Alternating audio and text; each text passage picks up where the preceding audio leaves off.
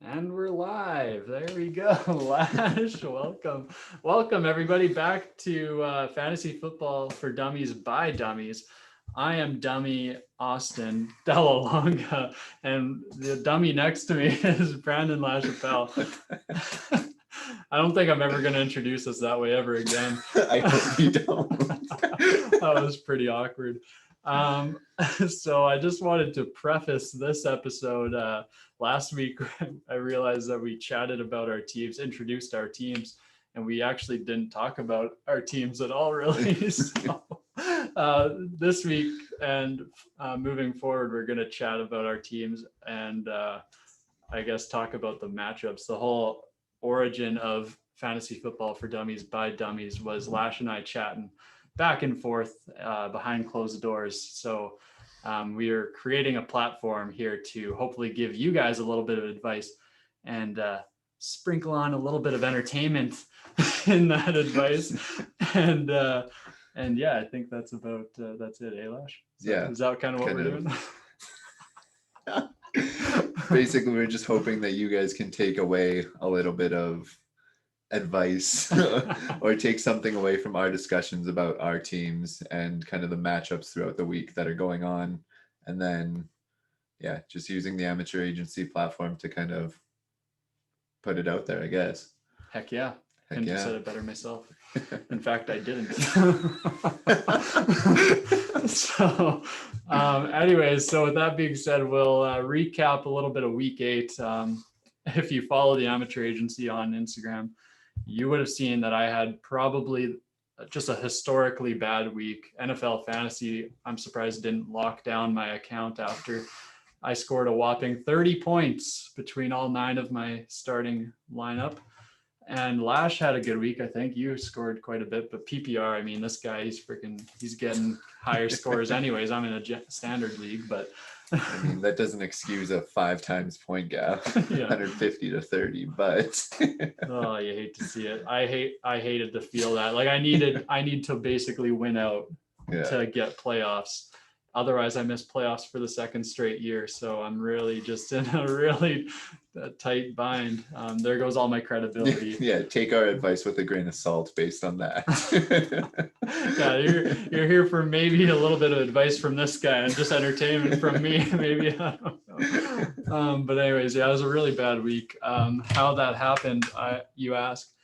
Baker Mayfield and the Cleveland Browns got some really bad weather. Actually, the wind was quite terrible. There was a video of a kick that went up and then like the wind just took it away.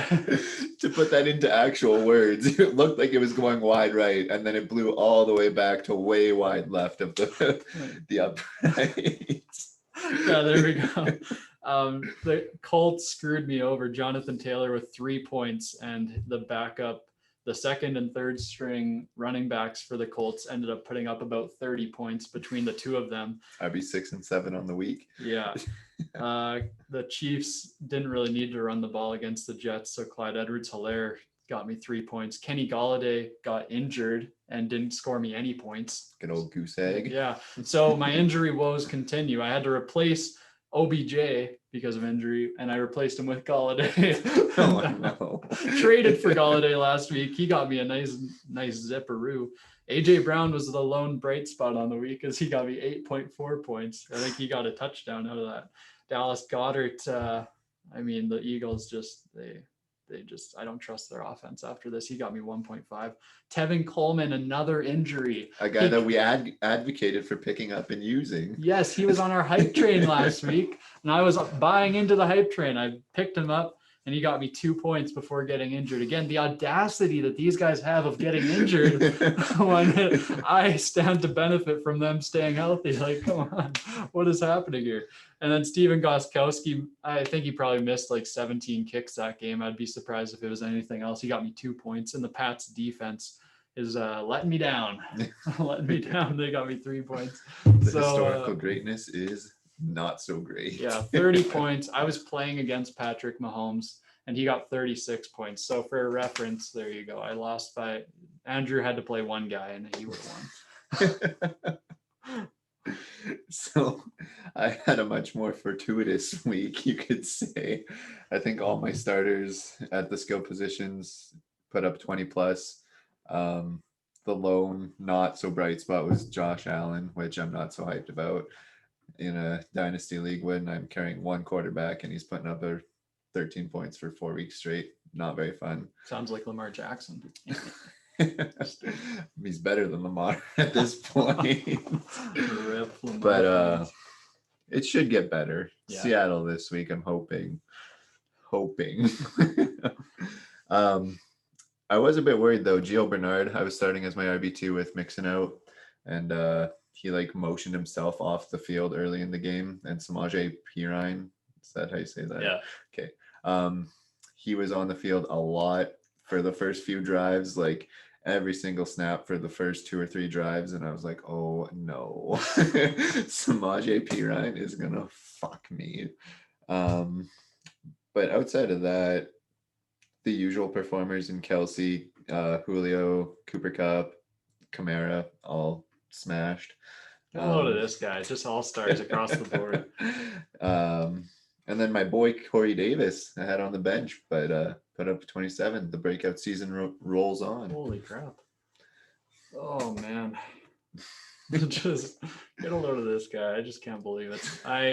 Every year you're at the top of your league going into playoffs. I'm 3 for 3 right now. Every year, it's just baffling. In the last 2 years, I don't know if I'm making too many trades, but speaking of trades, we got a big trade by good old LaChapelle.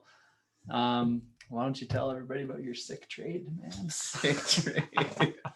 So again, it's dynasty. I traded Darrell Henderson and Alexander Madison, 2 young running backs who are a bit held down by their backfield mates, I guess you could say. Mm-hmm. Henderson a little bit less, but he doesn't have a very good schedule going forward, and I just needed the roster space. I had like 2 guys on my IR who I had to pull out, so I was just looking for that good old 2-for-1 trade, and I managed to find it in Myles Gaskin, a guy who I can plug into my IR and keep the roster flexibility going, as well as a first round pick, that is.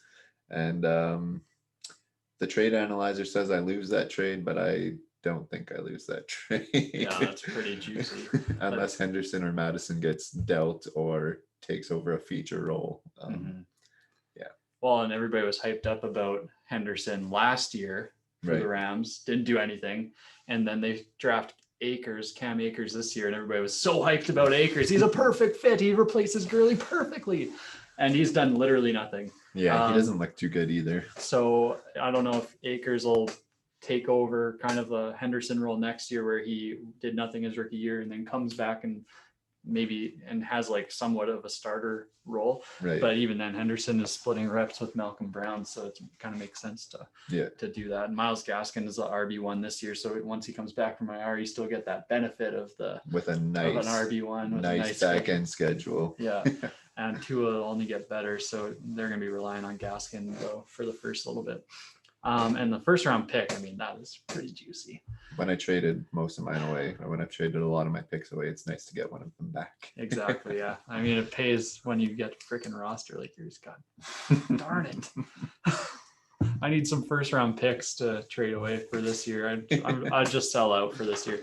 Speaking of selling out, I have a trade outstanding and I need help. I have tried to replace the injury bug that has bestowed itself upon my team. I've gone through receivers like crazy. Amari Cooper hasn't gotten injured, but Cooper, you mean? Yeah, exactly. Ever since Dak's injury, that screwed me up, and screwed Amari Cooper up drastically. OBJ, as I mentioned, now Kenny Golladay. I was so pumped about the Kenny Golladay, AJ Brown tandem that I had at wide receiver, but now we're kind of screwed there. So I am offering Kyler Murray, who was our quarterback 1 before his bye week, and I am just trying to make a package for a receiver and a running back because Clyde Edwards-Helaire, I think I was about to jump ship a little too soon. I trust that he'll be the RB1 still there. But it was so painful to see. And Jonathan Taylor putting up 3 points as well is just like you can tell by my reaction, I'm not very impressed. And I just need a star wide receiver and a pretty good running back, or just vice versa. your typical package, an RB1 and WR1. Yeah, exactly. For a QB1. QB1 has been getting 27 points a game though. So That's I mean, fair. it kind of evens out. But I have been trying to package one of my running backs who I still believe in. I'm kind of indifferent on the trade. The more that the week 8 kind of gets behind me, the emotion goes down. Now it's ramped back up with the show, but but the more I thought about it, my team isn't bad. It's just they're having bad weeks at the same time, and that's a problem. That is problematic. But this week we've got some good matchups. But I just wanted to highlight my trade that is outstanding, and maybe people can give their thoughts in the comments section below. So I'm offering Kyler Murray, Kenny Golladay, and Justin Jackson, RB1, he's taking the RB1 reins in LA while Eckler's out. Still no timetable on his return, to my knowledge. Right. For Julio Jones and Nick Chubb. So Julio Jones, wide receiver 20, Nick Chubb, running back 1 when he's healthy, but he's on IR as well with a knee injury. Right. Kenny Galladay's injured. What do you think of the trade? The fact that we discussed a previous trade prior to starting the show where you traded Chubb away for Jonathan Taylor, and I advised that it might not be the best idea, and you replied with, I know, in all capital letters, that Jonathan Taylor is the RB1, and this week happened. It makes me a little bit, but Chubb's coming back soon. Julio is Julio. Yeah. It depends where the other player is at quarterback, I guess, because he's streaming quarterbacks basically at this point. So yeah. And he has good receiver depth, you said. And if he's been making do without Chubb, I don't know. I don't know how to value quarterback trades. Yeah. It really depends heavily on the league. Like my league, I have like 3 good quarterbacks on the waiver wire. So it's like quarterbacks have a bit more value. Right. But for the QB1, putting up 27 points a game, I think it's a decent trade. I think all that is to say, a couple shots at you, but it's a decent trade. Oh man. Okay, beautiful. I think so too, and obviously I'm a little biased, but he's got Austin Eckler again. No timetable on his return, so giving him Justin Jackson. Oh, he's got the handcuff then. Yeah, exactly. Now he gets the handcuff there. Kenny Golladay before his injury was putting up 11 points a game in standard scoring, at least. So and he was supposed to be a top 10 receiver for fantasy this year, coming into the year before injuries and stuff. Yeah, so the injury bug has bit Golladay hard, but I'm getting an injured Nick Chubb. He's getting an injured Golladay with the handcuff at running back and the QB1. So I picked up Justin Herbert for this week, who's quarterback 12. But if he had played week number 1, he could be even a top 10 fantasy quarterback. He's an every week starter at this point. Yeah, and he's got a good matchup this week against the Vegas Raiders. Yeah. So the Vegas Raiders and the Chargers, both very good matchups for quarterback. If you need a streamer, go grab Derek Carr. They have been 31st and 32nd in points against for the last 5 weeks against quarterbacks. Oh my gosh. So there you go. You heard it here first. Big matchup. I love Justin Herbert. He's got the big arm and he's not afraid to sling it, but he's also a mobile guy. Yeah. It's just incredible. Exciting to watch. Yeah, it really is. There is something hindering his value this week, and I will get into that very shortly, possibly. Oh, why don't you just get into it now then? Well, because we're getting onto the hype train. Oh.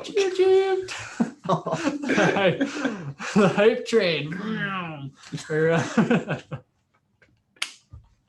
We're going to need some real sound effects. We need sound effects. All right, if you could get us sound effects, you're hired. Not for pay, though. It's volunteer work. We can't pay you yet. We're not there yet. But the hype train, speaking of quarterbacks, Drew Lach this week against the 32nd ranked Atlanta Falcons. on FFfantasy.com. That is. I don't know if that's across the board. It should be. Yeah. There's discrepancy. Season long it is. Season long, 32nd ranked. Yeah, so not good for the Atlanta Falcons. Really good for Drew Lock. Hopefully. Yeah, that's the thing. It should be really good for Drew Lock. Lash, have you purchased your ticket to get on the hype train for this matchup? I have, in that I'm starting Jerry Jeudy, mostly out of necessity with a bad matchup for Corey Davis and Cooper Kupp on bye. But I'm hopeful Jerry Jeudy, coming off a 10 target game, can do something against this atrocious Atlanta defense / secondary. And if he can, I think Drew Lock could have a decent day as well. But at the same time, Drew Lock is not very good for fantasy up to this point in his career. His numbers are like 10-point, 12-point average. So it's not pretty, but it could be this week. Yeah. I'm not buying into the hype train for that reason, though, because really? I think there's better options. Oh, man. As an actual like QB product. Right. Matchup alone, if you can, or if you have to, Drew Lock is a fine start, I think. Yeah. So in other words, you're on the hype train, but you've planted a foot on the ground while you've got one foot on the hype train. I'm doing the coward. It starts to leave and your leg starts going that way, but your one leg's still on the ground. You're like, oh! It's kind of just dragging me along to the point that I'm holding on with two hands, Supermaning behind I don't know what I'm doing. doing. Letting go when Drew Lock throws a pick in this game. Yeah. I am totally on the hype train this week. I am not taking the coward's way out because I need to be on the hype train this week.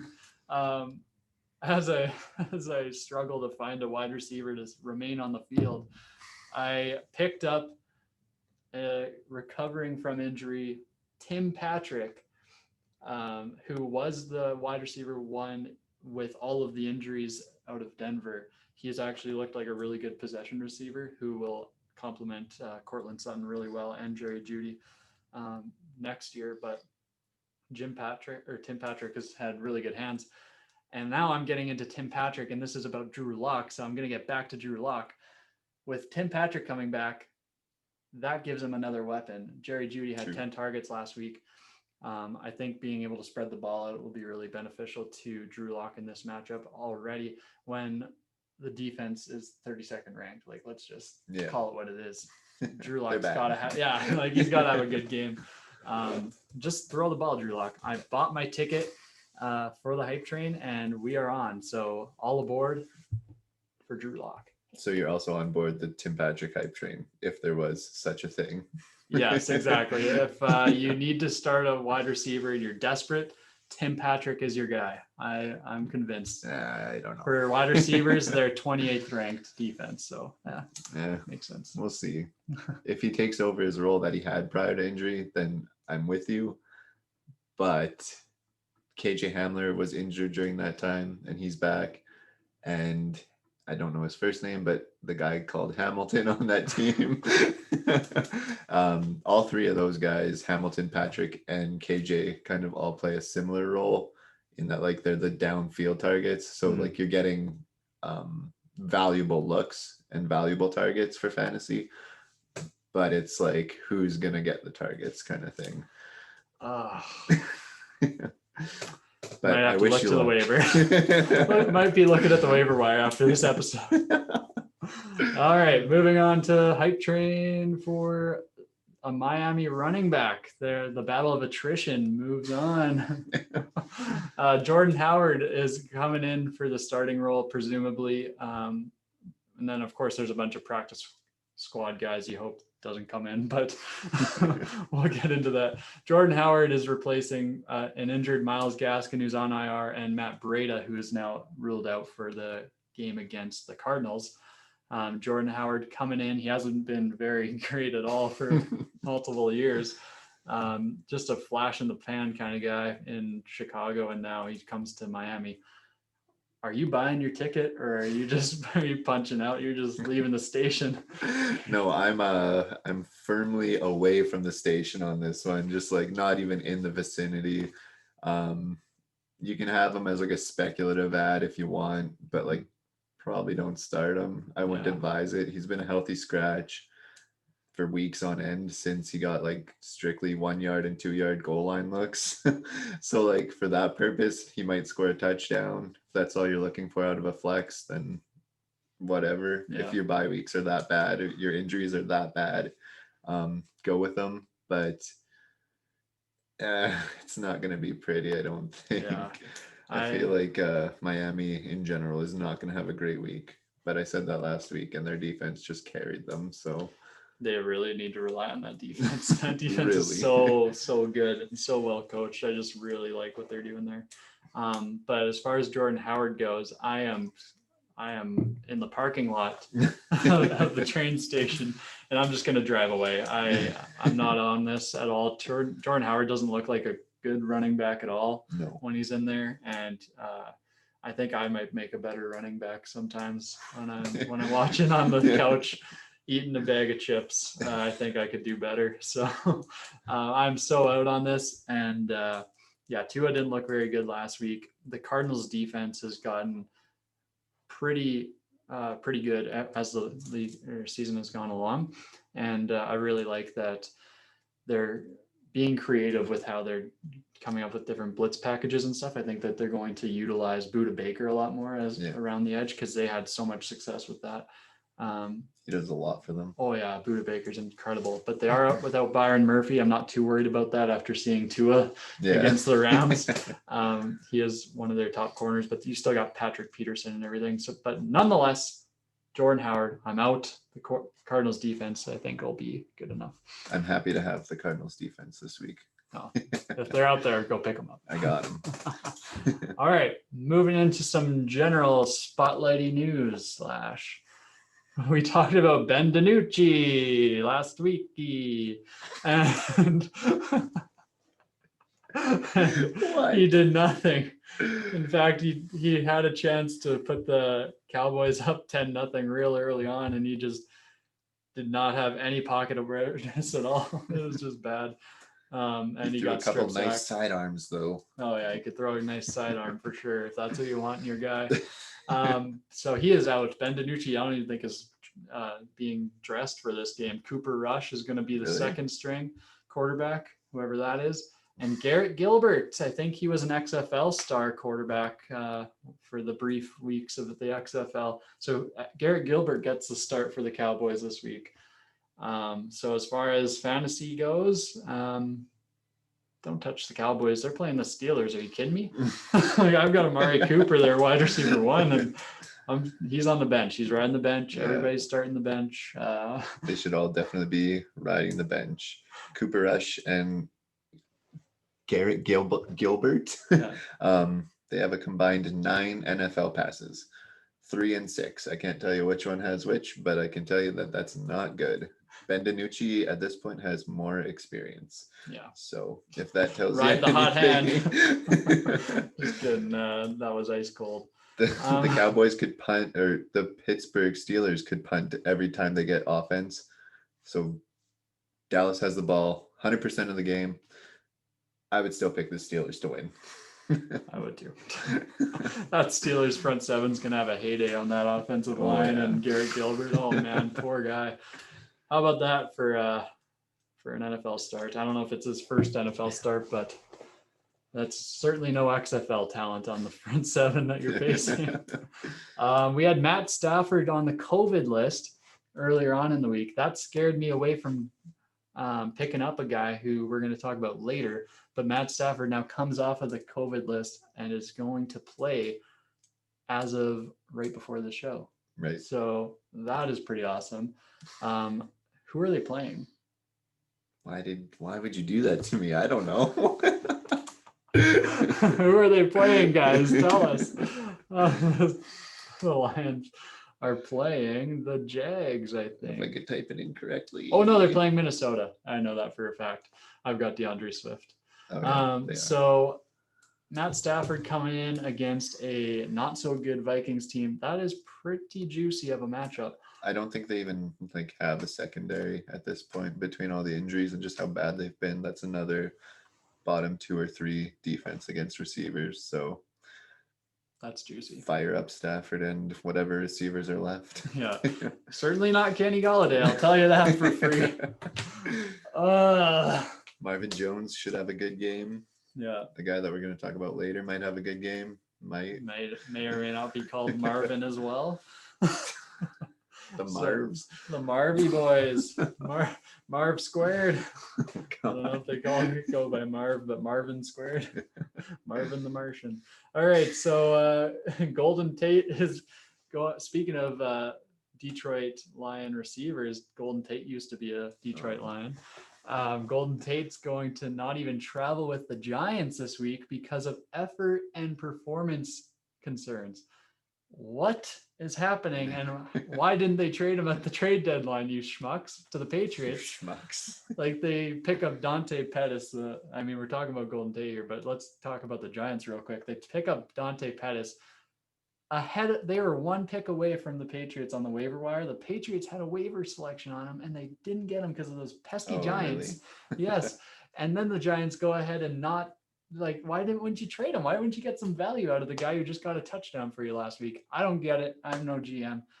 But if I was a GM, I'd tell you he'd be traded, because you don't just pay this guy $16 million a year or whatever it is just to not.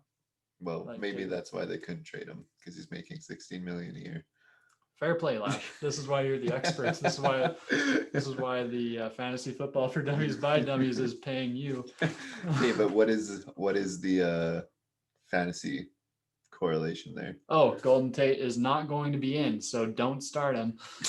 I don't know if you were starting Golden Tate, but don't do it this week. If you got Darius Slayton, that would be a good start. Darius Slayton and Sterling Shepard ride the hot should hand. see extra work.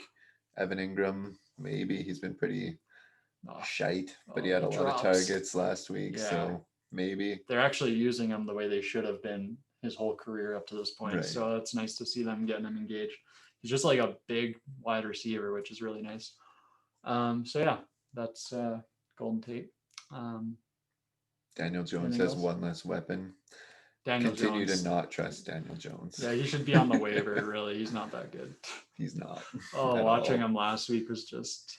It was a roller coaster. At some points, I was like, holy shit, they might win this game.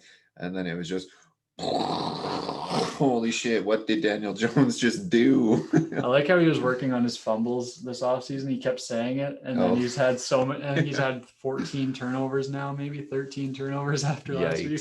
20 games with a turnover, 1 without on his career. Not good. That's what you want in your quarterback. The Giants may be getting Trevor Lawrence if the Jets don't. Jets should. Come on. Moving on, we've got Keenan Allen. Questionable. He's added to the injury report today with an illness, presumably not COVID. Hopefully not COVID. I would think that it would be on the COVID list if it was COVID. Yeah, fair enough. So an illness, that takes away a big weapon for Justin Herbert. Right. But they still got Mike Williams. And I don't know who else. I was going to say, does that list go deeper? Because that's not encouraging. Yeah. So that's not ideal, but they are playing the Vegas Raiders. So hopefully that doesn't take away from Herbert too much, considering I have him starting this week. Yeah, that would be. I can't afford a bad week out of a quarterback again. Baker Mayfield, I streamed last week and got 7 points for me. So sky's the limit from there. Your second highest scorer, though. Yeah, true. That's him and AJ put up half your points. Oh no! Oh man! How does that happen? Oh. Okay, sorry, I'm over it. But in terms of Keenan Allen, just pay attention to the reports on Sunday morning, tomorrow morning, I guess. Yeah. Pretty much ride it out until like the 11th hour, right before. Do they have an early slot game? They probably do. Okay. We're just guessing at this point, but you probably want to have the roster decision locked in by the time the morning games start anyways. So exactly. Pay attention. It's just an illness. It's not an injury. So it would be a lot more worrisome if it were an injury that would like just all of a sudden popped up and would hold them out. But illnesses people can play through a little bit more, I think. Yeah. So exactly. As long as it's no Norwalk virus, we're good. And if you don't get that reference, you didn't listen to this week's episode of Third and Wrong with our interview with Chip Mullen, who had the Norwalk virus in Medicine Hat here. Anyways, check out the latest episode of Third and Wrong after you're done watching this, if you've made it this far. So, all right, so that's Keenan Allen and the boys. Like Lash said, keep an eye on that. Wait till the 9:30 deadline and make that call. Let's move on to the flyer of the week. So our take on some guys who should be picked up, should be available, and you guys can just slot them in and they're going to get your points. Last week, I don't know who we had on the flyer of the week. I know I had Wayne Gallman, who was relatively impressive. He looked good when he got the opportunities, but they went to Alfred Morris on like 8 times or something, and that's a bit worrisome. Alfred Morris. But Gallman had a pretty good game. I think he ended up with like 12 points, which is basically the kind of range we're looking at for this flyer of the week thing. It's just a plug them in if you need to off the waiver wire. And then for receivers, I forget who we had last week. I'm not gonna lie. We're not very well studied on our own stuff. So we didn't listen, or we didn't watch our episode from last week. We just did it and produced it for you guys. So apparently we did it and we walked didn't away. I mean, come on, what can you expect? Okay. Next time I'll write it down. But anyway, so this week, my flyer of the week is Tim Patrick.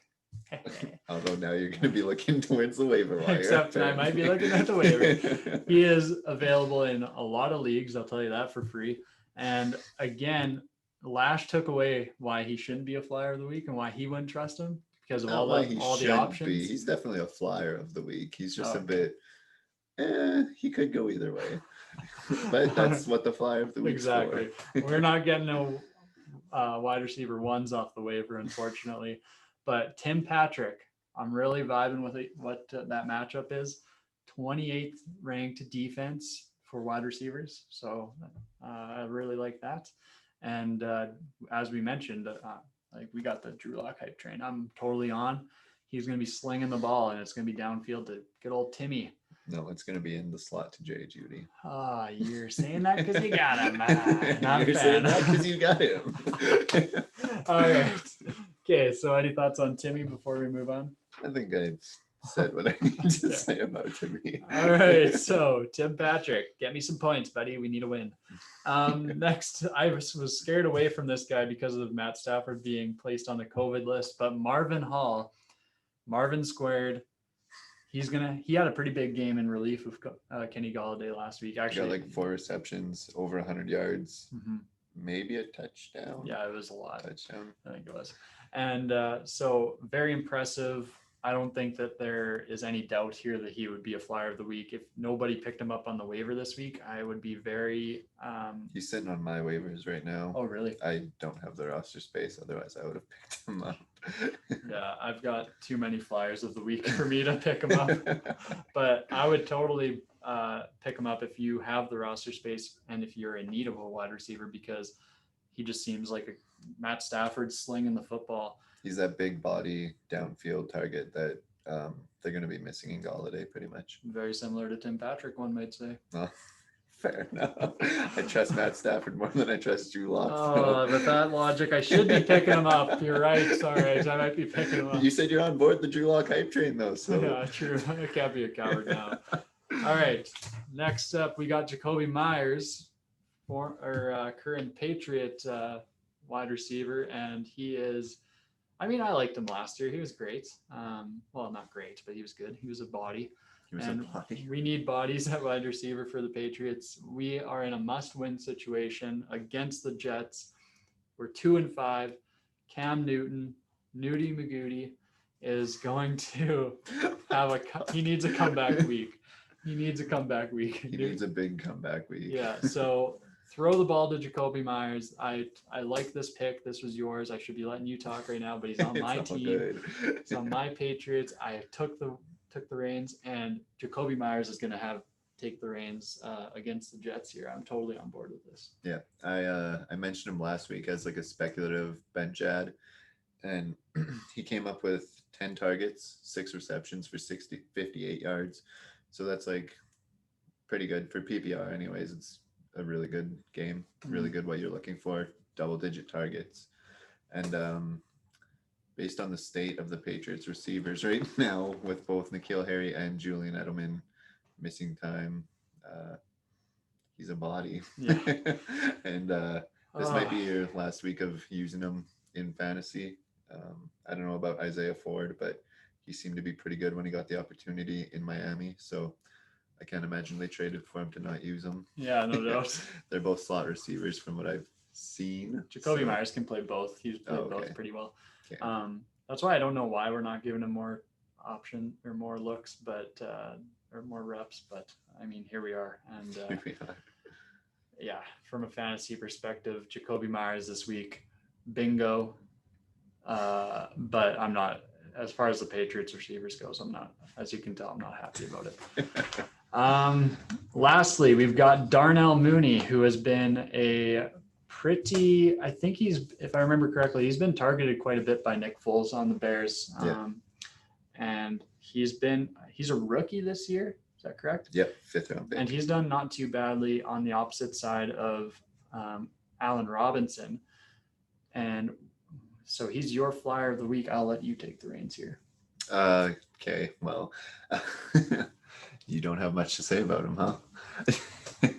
So his snap percentages have gone up every single week. He was like 60s early in the season. He's up to 70s. And the last 2 weeks, he's been at 81 and 93. They're trusting him a lot more than they're trusting Anthony Miller as that number 2 option.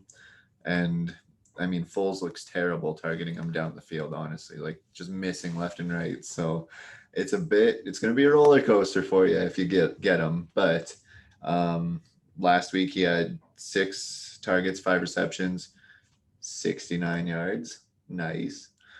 And a touchdown. In a good matchup. He's got an exceptional matchup this week. The Titans, this is going to be the most obscure stat I probably ever mention on here, but the Titans give up the most points by a large margin to a team's secondary receiver, to their WR2. So Mooney should make some money. I was looking for a pun with Mooney, but good old the Mooney Muns. You'll be calling them Mooney Muns this week if you got them on DFS.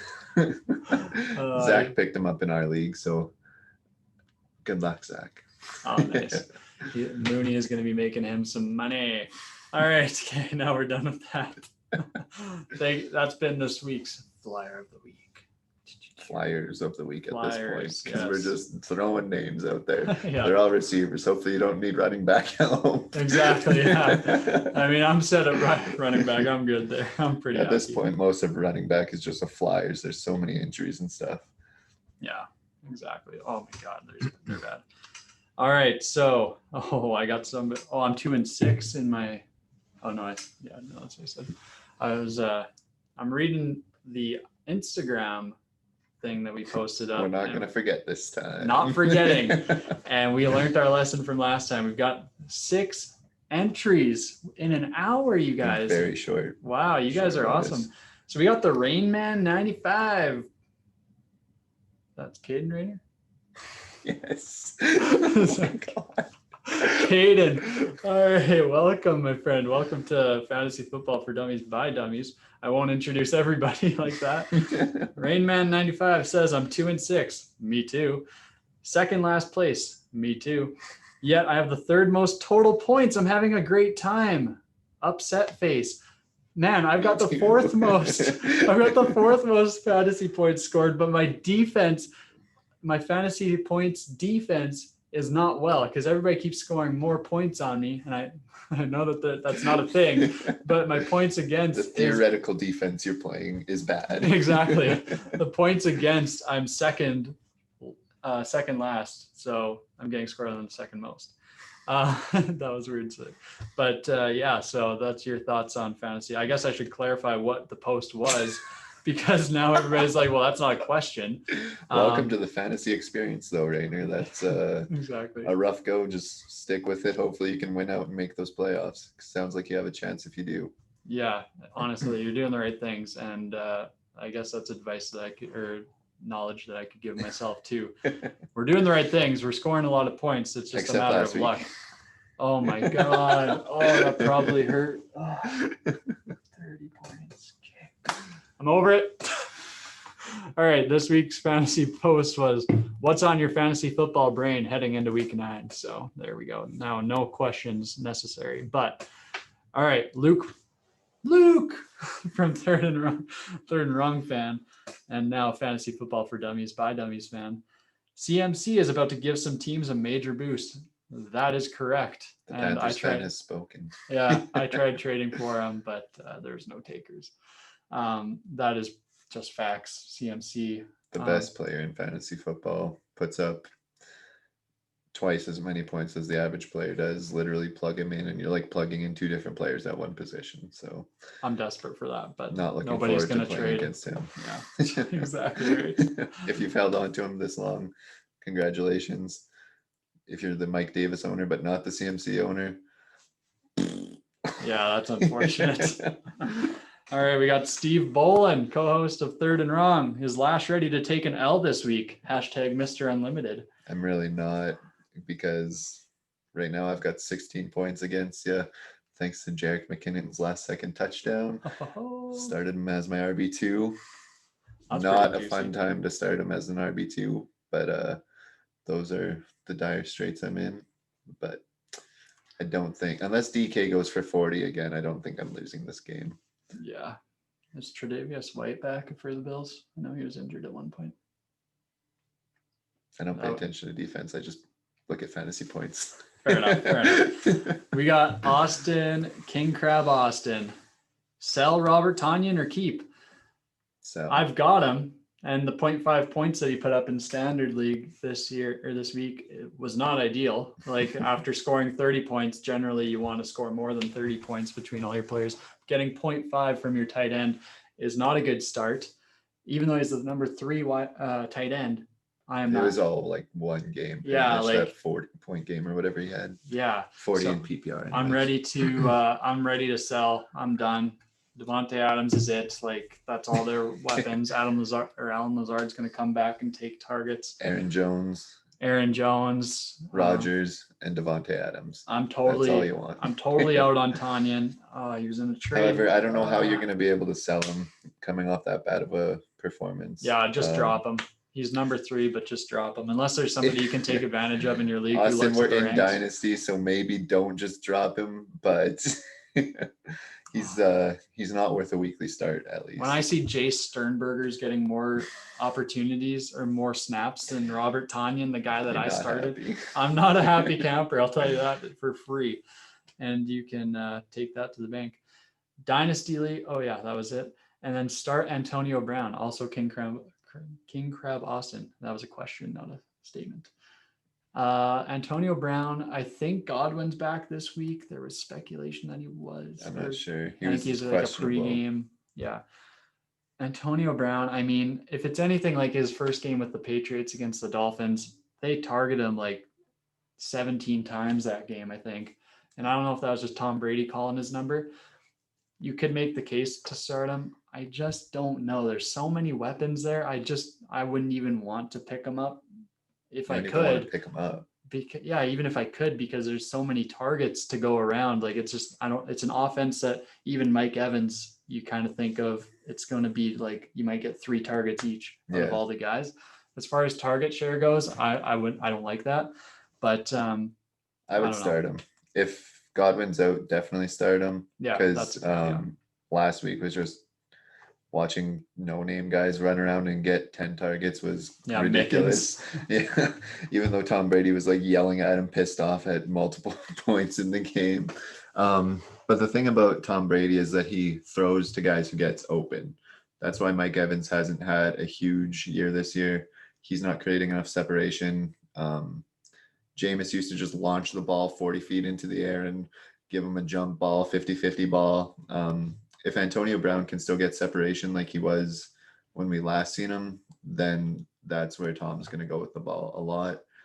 I don't know if you want to necessarily start him this week, but he's definitely worth at least a flex in the future. And if you don't have any options that you're confident in, plug him in this week too. Yeah. But like adjust your expectations. You're not looking for Ben Roethlisberger 5,000 yard season Antonio Brown. You're looking for like 6 receptions, 50 yards. Yeah, exactly. Maybe that's like where you're happy with him being, kind of thing. Yeah, because there's Scotty Miller, Godwin when he's healthy, Evans, Gronk is now increased targets. Like, it just, there's a lot to go around there, a lot of mouths to feed, and Brady has shown he definitely can dish the ball out. But yeah, I don't know. It's a tough ask. But yeah, I don't know. All right, we got Rob Dog 01. Here we go. We got a repeat offender. I don't know why I chuckled. Repeat offender, like that's not something you want to be. But on this show, you want to be a repeat offender. We want repeat offenders. Yes. Continue to offend our Instagram polls. AJ Brown, Diggs, or Thielen got no running backs for the flex because of injuries / buys. Thoughts? AJ Brown, I've been really impressed with his floor. Now, Stephon Diggs has a really good matchup against the Seahawks. You're really hoping that Josh Allen can dish him the ball when the Seahawks get Carlos Dunlap starting and Jamal Adams back in the mix. That is a nightmare for me with what I've seen out of the Bills up to this point offensively after the last 3 weeks or so. I have not been impressed at all. I think that if they unleash Jamal Adams again and give him a lot of blitz opportunities again, they were playing him really inside the box as an addition to the front seven. I really don't like the thought of that, because you're going to rely a lot on Josh Allen running and escaping. And then otherwise, if Jamal Adams plays like a freaking outfielder and you got him in the back, then he's going to watch Stephon Diggs. He's the number one wide receiver there. So no matter how, with Jamal Adams coming back, it just doesn't look good for Stephon Diggs. So I'd avoid that one. I don't know what your thoughts are. Who are the other options? Thielen and AJ Brown? Yeah. What the hell is your team, Rob? That's an insane problem to have for your flex. It's really good. Who are the Titans playing this week? You mentioned it, and it was the Chicago Bears. Oh, yeah. I wouldn't start AJ Brown. The Bears are really, really tough against QB and receiver. They haven't allowed a top 10, if not worse than that, QB since 2018. I think once since 2018. So I'm not excited to start Titans receivers or Tannehill. Thielen has a really good matchup in Detroit, and him and Justin Jefferson are both just eating. They're getting 27% each of the target share. A lot of air yards for both of them. But Diggs is leading the league in targets or something right now. So Seattle has a really bad secondary too. That's going to be a big point total game. I think I would personally go with Diggs, but you can't really go wrong with any of them. No. It's Diggs or Thielen though for me. Yeah, I like AJ Brown's floor, but he's really touchdown reliant, I feel like, though. True. If I had to put my finger on one, I would say Thielen. Thielen's a pretty safe option, especially with how bad the Vikings defense has been. I think that they could find themselves in just a position where they're throwing the ball quite often. Yeah. I'm hoping DeAndre Swift eats, but I mean, that's neither here nor there. I just wanted to say that. You mean you're hoping Carry-On doesn't get random goal line looks and AP doesn't take over the lead role despite them saying Swift is their starter? Come on, just choose. Just give me give me a little bit. Anyways, how much PT will Antonio Brown get from Iconic Visuals? Thank you, Iconic. And how much playing time will Antonio Brown get? Well, as Lach mentioned, he actually didn't mention playing time, but he mentioned what you could expect. Yeah. About 6 receptions, 50 yards, somewhere around that ballpark, of course, because it's going to be tough to eclipse 100, I think, in this offense just for one individual at this point. And it's not to say that's impossible, but They have I'm a pretty tough matchup too, don't they? New Orleans. Yeah, they're playing New Orleans this week, who shut them down in week 1.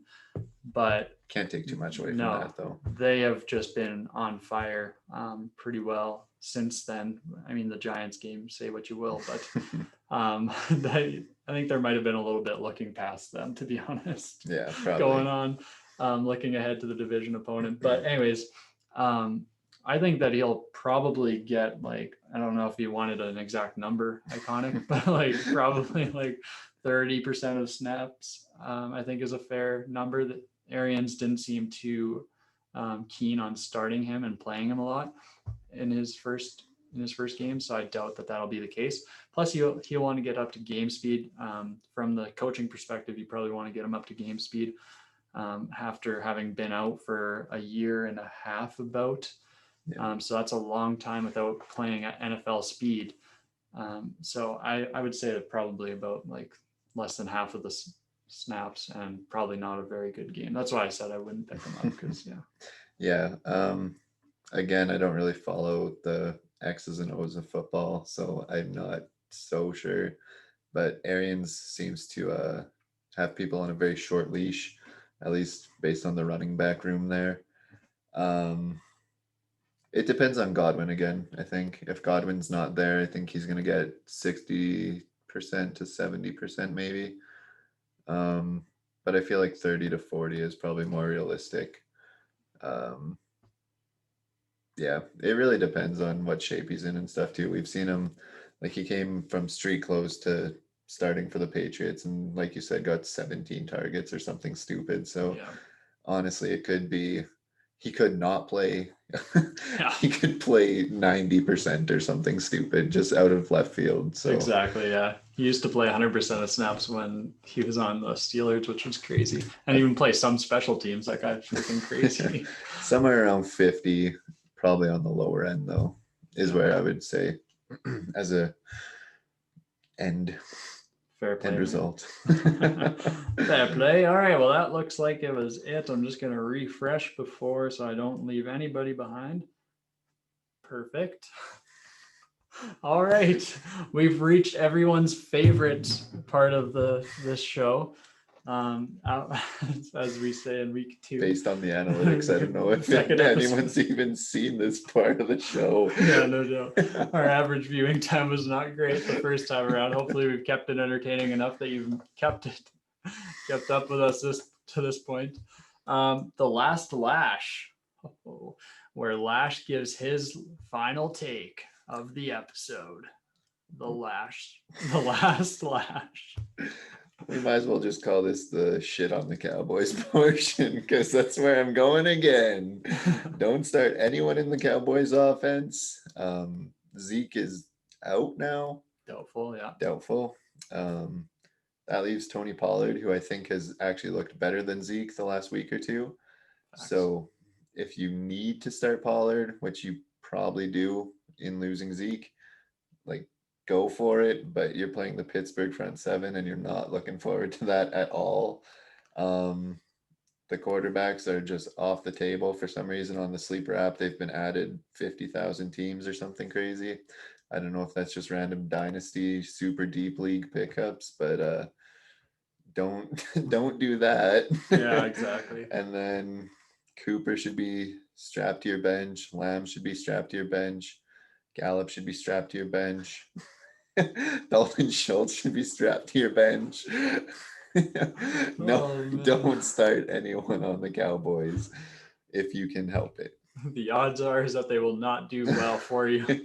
If that was not clear. Gallup ended up putting up a decent stat line last week, but you can't bank on that happening again, especially when you have 3 competent receivers who anyone could have a breakout have game. The decent, like, 10-point game at best. It's not good in Cowboy country. So thank you for tuning in to Fantasy Football for Dummies by Dummies. Again, I'm Austin Delawanga. I was going to say I'm Dummy Ozzy. Dummy Lash. And these are the dummies signing off. Signing off for both dummies. including myself. God.